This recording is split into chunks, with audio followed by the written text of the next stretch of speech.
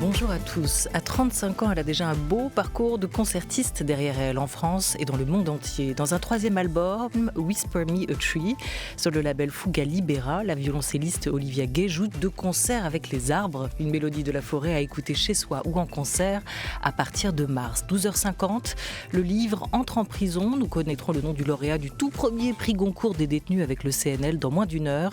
À cette occasion, les écrivains Arnaud Bertina et Philippe Claudel, nos invités, mais aussi les détenus, une bibliothécaire en milieu carcéral au micro de Sébastien Thème, nous parle de l'importance de la lecture entre les murs. Et vous, quel livre témoignage écrit en prison vous embarquez ? Continuez à nous répondre. #BookClubCulture.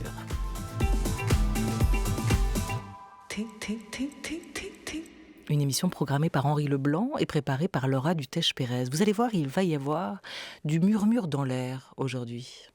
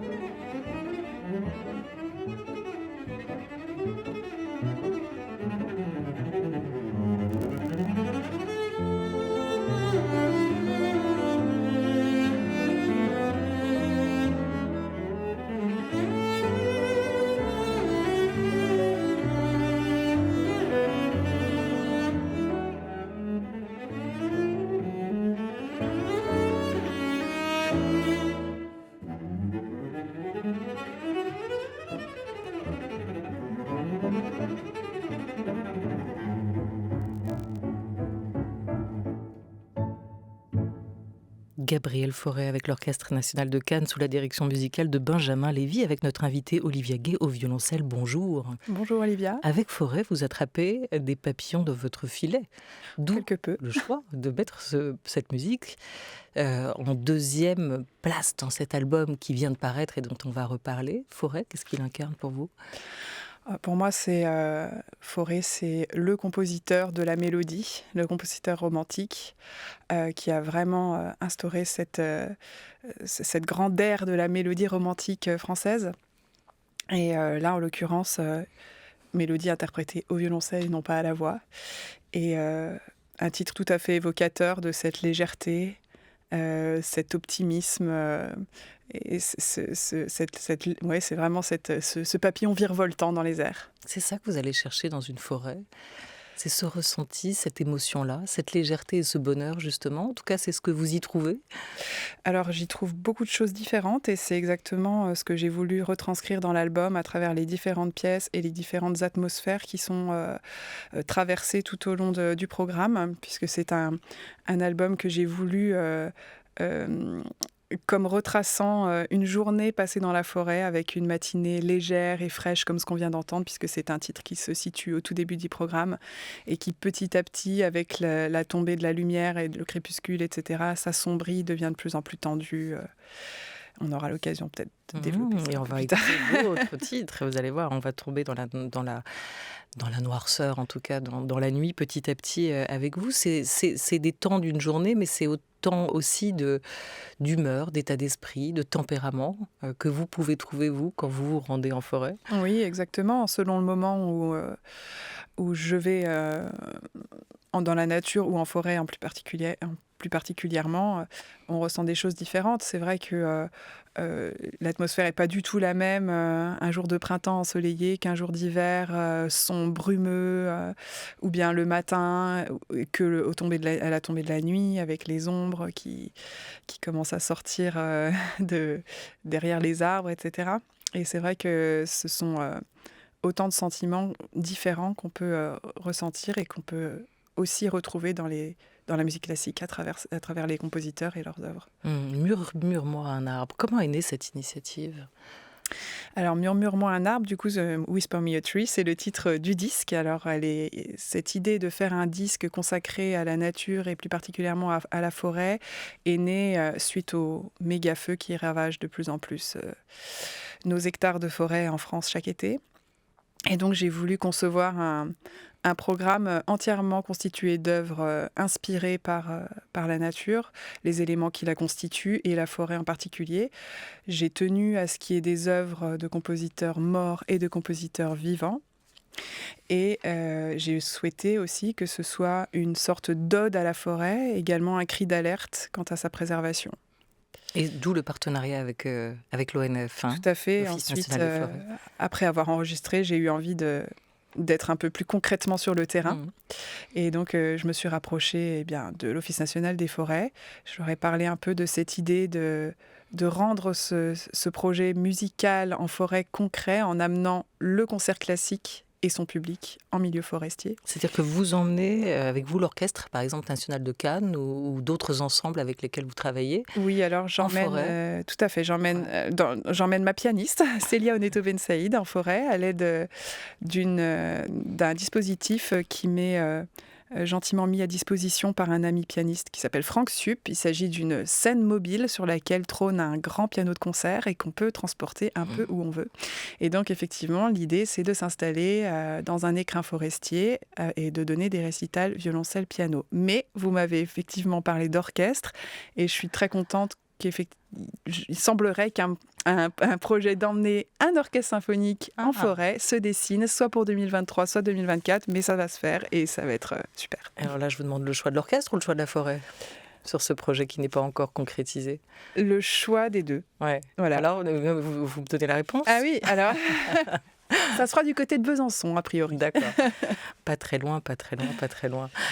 Avec des concerts en forêt, qu'est-ce que vous ressentez? Qu'est-ce que vous cherchez aussi à raconter? C'est quand même, est-ce que vous diriez que la forêt, que vous parliez d'un écrin à l'instant, c'est aussi un lieu, presque un lieu aussi sacré qu'une église? On a plus l'habitude d'ailleurs d'entendre un récital, un concert dans une église. Est-ce que la forêt, pour vous provoque, vous inspire les mêmes choses? Oui, alors le message que je tiens à passer à travers aussi bien le disque que l'initiative qui lui est associée, que j'ai appelée Le silence de la forêt, c'est de mettre en évidence le lien fort, ancestral, qui existe entre la nature et l'art. C'est-à-dire qu'il ne faut vraiment pas oublier que la nature est la principale source d'inspiration artistique depuis la nuit des temps et que c'est grâce à elle que bon nombre des plus grandes œuvres d'art existent et que si on souhaite que l'inspiration des artistes continue à être stimulée par cette nature, il faut la préserver. C'est le message que j'ai souhaité souligner parce que c'est pas forcément toujours très évident pour tout le monde que l'art et la nature sont intimement liés. Donc en emmenant le public vraiment dans l'écrin qui a inspiré les compositeurs des œuvres qu'ils entendent à ce moment-là, ça me semble être effectivement le meilleur moyen et de mélanger la musique de la forêt avec la musique classique. Alors est-ce qu'il y aura du popper notamment dans ces concerts en forêt? Absolument.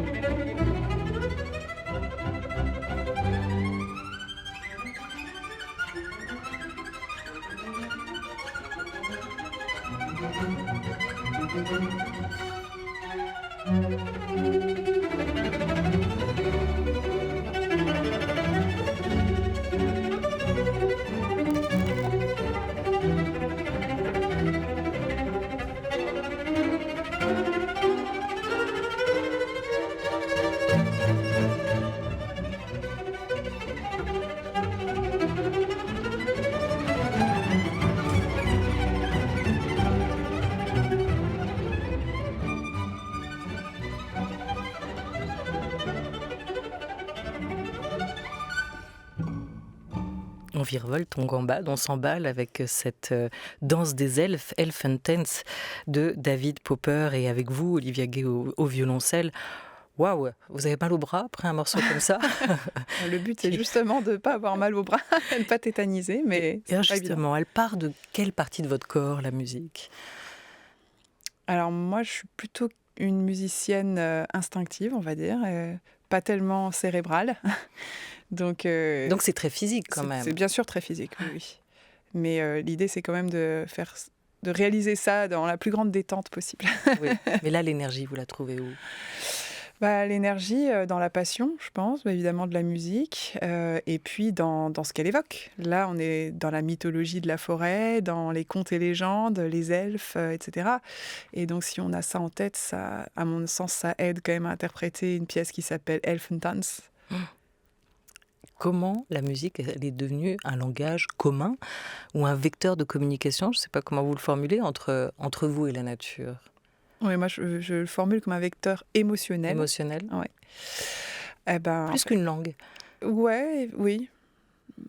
Je pense... alors, comment c'est venu? Moi, je pense que c'est juste l'expression d'un vécu. Parce que... Bon, moi, je suis née évidemment dans une région très boisée, assez sauvage au pied des Vosges.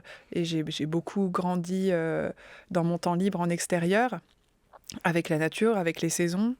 Et c'est quelque chose qui est resté très, très fortement imprimé en moi et qui a beaucoup influé sur ma vie. Parce que forcément, quand on se destine à une carrière de musicienne, très jeune, on en fait beaucoup. Et donc... ma vie était assez simplement séparée entre l'école, la musique et la nature avec les chevaux notamment. Et donc, en fait, je me suis construite avec elle. Et je pense que elle m'a toujours aidée, inspirée par rapport à la musique que j'interprétais. Et également, dans un autre sens, quand, d'un point de vue simplement humain, on est un peu... tendu, stressé, etc. Pour moi, vraiment, aller dans la forêt, c'est un anxiolytique, c'est quelque chose qui me donne de la force, c'est quelque chose qui me donne le courage d'avancer, éventuellement d'affronter des obstacles. Et donc, c'est une sorte de vase communicant entre la musique, la nature. L'un inspire l'autre et l'autre permet à l'un d'exister. Ouais, c'est intéressant, vous disiez tout à l'heure que le lien entre nature et art existe depuis toujours. Et c'est vrai que dans ces 12 titres que vous avez sélectionnés, ces 12 morceaux, pour ce disque, il n'y a pas de grands tubes. Il y a plutôt une sélection qui sont très personnelles, très subjectives aussi. Comment vous les avez choisis, ces morceaux? Parce que le répertoire était quand même, à mon avis, très large, non? Alors, le répertoire de la musique est évidemment très large. Celui qui concerne la nature l'est aussi. En revanche, celui qui concerne la nature et le violoncelle l'est un peu moins. Et du coup, vous êtes allé chercher de quel Voilà, côté? donc j'ai tout simplement fait des recherches. Alors déjà dans le répertoire que je connaissais déjà, comme par exemple le papillon de forêt, la danse des elfes, tout ça, c'est des choses que j'avais déjà dans les doigts, comme on dit, dans le jargon. Et ensuite, j'ai été simplement à la recherche d'œuvres, de compositeurs aussi. En ce qui concerne les compositeurs vivants, j'ai vraiment tenu à ce que ce soit des gens qui sont eux-mêmes très concernés par la cause de la protection de l'environnement. Et c'est le cas de tous ceux qui figurent dans la liste. Alors qui, par exemple? Alors, par exemple, Péteris Vasks, par exemple, Camille Pépin, qui est donc une jeune compositrice, elle-même très inspirée par la nature. Ça se voit notamment dans les titres de ses œuvres. Il y a toujours un tree ou quelque chose qui concerne un arbre, de l'eau, ou qui est dans le titre et dans la musique, ça se ressent beaucoup. John Luther Adams, qui est un compositeur américain qui a vécu un peu comme un ermite dans la nature et qui compose exclusivement sur... Dans la nature aussi? Ouais, Il y composait? Ouais. Oui, tout à fait. Et il compose exclusivement sur les éléments naturels qui l'entourent. Ross Edwards, qui est un compositeur australien, qui a écrit notamment des choses sur avec le pattern des rythmes, des battements d'ailes des insectes. Voilà, ils sont tous, pour certains militants, pour d'autres très inspirés et très, très redevables à cette nature par rapport à leur écriture. Oui, c'est intéressant pour le compositeur, c'est comme finalement pour des peintres plus naturalistes, soit ils composent, ils dessinent, ils peignent à partir de leurs souvenirs en intérieur, soit ils peignent, composent en situation. Et vous, ces morceaux-là, vous avez réussi à tout enregistrer en studio comment? En repartant de ce que vous aviez dans vos souvenirs, dans votre tête, de ces émotions que vous avez pu vivre en forêt? Oui, je pense que c'est simplement... c'est sûr que, alors moi qui habite en lisière de forêt de Fontainebleau, effectivement, quand je travaille sur un vieux bout de bois qui est mon instrument et face à la forêt de Fontainebleau, c'est assez facile, c'est assez évident d'être inspiré par ça. Et après, quand on se retrouve en studio, effectivement, l'idée, c'est de retrouver ces sensations, par exemple, notamment... la pièce peut-être qu'on écoutera tout à l'heure, mais de Dvorak, Le silence de la forêt, voilà, qui a donné son nom à mon initiative d'ailleurs. Pour moi, c'est vraiment l'atmosphère d'une forêt calme et apaisée qu'on retrouve au début de la pièce. Voilà, donc c'est une sorte d'introspection. Et quand je joue cette pièce, j'essaye effectivement mentalement de me replonger dans ces sensations-là. Mais pour les rêveries au bord de la mer de Jacques Offenbach, là, vous ne pouvez pas juste vous contenter d'ouvrir votre fenêtre à Fontainebleau, il faut repartir de vos souvenirs. Quand même. Oui, On imagine aussi. Hein, parce que là, il y a des éléments beaucoup plus aquatiques dans ce morceau-là. Alors, on va pas, en fait, on va écouter un autre compositeur, bel et bien vivant, que vous n'avez pas cité dans votre liste, énumération à l'instant, c'est Max Richter.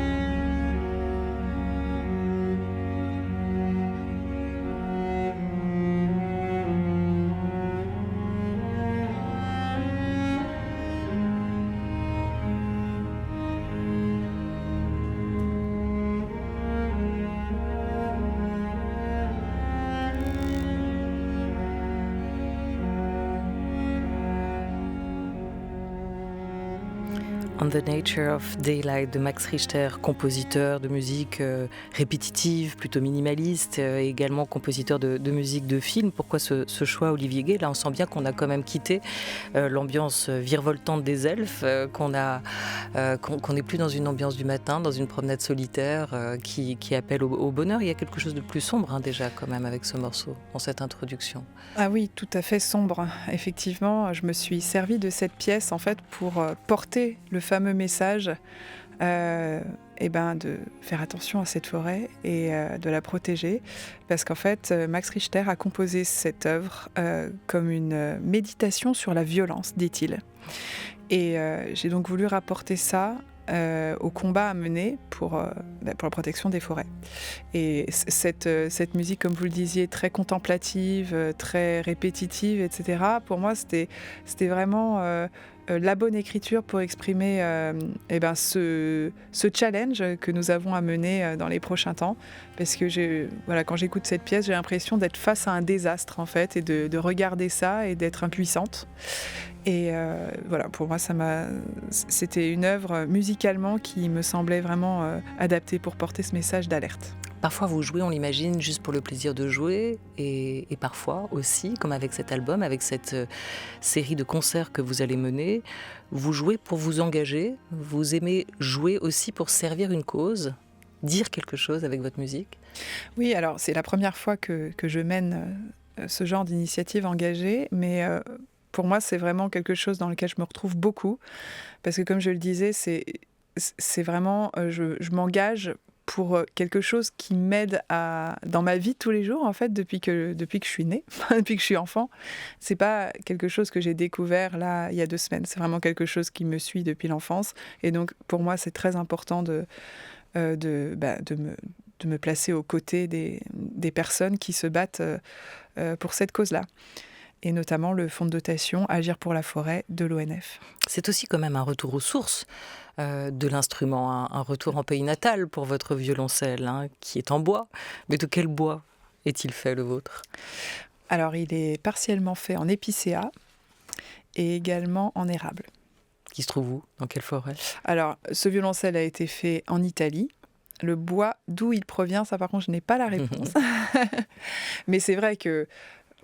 Vous en avez un qui est le vôtre? Alors moi, c'est un instrument qui m'est prêté par une fondation londonienne, la Beers International Violin Society, et il s'agit d'un violoncelle absolument merveilleux du grand luthier Domenico Montagnana, qui a été construit en 1733. J'ai beaucoup de chance d'avoir cet instrument en prêt et de pouvoir jouer dessus tous les jours et d'avoir sa sonorité merveilleuse qui m'accompagne toute la journée. Mais c'est vrai que le lien du coup entre ces instruments de bois qui datent de plusieurs centaines d'années avec la forêt, pour moi, il est évident. Mais combien d'années de travail avant que ce violoncelle vous soit prêté? Ça se mérite, un violoncelle comme ça, non? Oui, c'est vrai que ça se mérite. Comme tous les musiciens, on commence très jeune, et puis après, on développe, et puis on espère effectivement avoir la chance un jour de se voir prêter un instrument comme celui-là. C'est un instrument généreux ou c'est un instrument parfois ingrat, le violoncelle? Les deux, je pense. Effectivement, il y a, comme dans tous les instruments, beaucoup de difficultés à surmonter, beaucoup de patience, beaucoup d'assiduité. Et après, mais ça reste un instrument avec un son... évidemment d'une immense générosité, d'une grande chaleur. Donc le travail donne...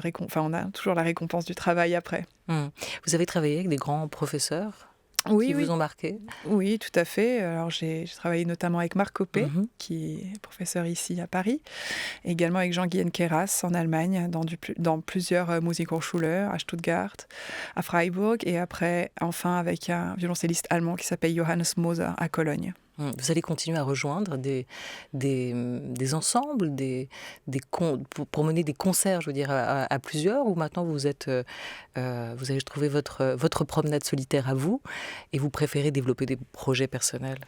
En fait, j'ai toujours préféré développer des projets personnels, ce qui ne m'empêche absolument pas d'être entourée d'autres musiciens, et d'ailleurs c'est le cas, parce que ça fait absolument partie du métier de travailler avec les autres artistes, et c'est ce qui est tout à fait passionnant aussi. Mais oui, j'ai ma carrière de concertiste qui m'amène sur les scènes classiques, on va dire. Je serai notamment au Festival de Pâques à Aix-en-Provence encore cette année. En avril, mais en parallèle, du coup, je mène cette initiative-là sur laquelle je me passionne beaucoup en ce moment et que je travaille beaucoup pour la développer un maximum. Et je suis assez contente parce que je me rends compte pour les quelques expériences que j'ai pu faire cet été que le public était vraiment réceptif à ce parallèle que j'essaye de faire entre les œuvres que j'interprète et l'écrin dans lequel nous nous trouvons. Et les concerts, ce sera à partir de mars. On pourra mettre toutes les dates sur notre site. Olivia Gay, merci beaucoup. Merci à vous. Bonjour Sébastien Thème. Bonjour Olivia. Bonjour, émission très particulière aujourd'hui. Qu'est-ce qui nous attend dans notre club de lecture ? Un book club consacré à la première remise du prix Goncourt des détenus, une initiative qui donne l'opportunité à des personnes détenues issues de 31 établissements pénitentiaires de se plonger dans la lecture des livres sélectionnés par l'Académie Goncourt et de choisir leur roman préféré qui a été choisi. Il y a un lauréat ou une lauréate ? Une lauréate, Sarah Jolien-Fardel, et son roman Sa préférée, publié chez Sabine Vespizer. Voilà, on vient de l'apprendre, donc Sarah Jolien-Fardel, Sa préférée. Alors ce qui est intéressant, c'est de connaître, évidemment, on a toujours envie, quand il y a un prix, le nom du ou de la lauréate, dans l'espèce, mais c'est aussi de comprendre le processus qui a amené à ce prix. Et on va vous raconter tout ça dans une vingtaine de minutes. France Culture, il est 12h29.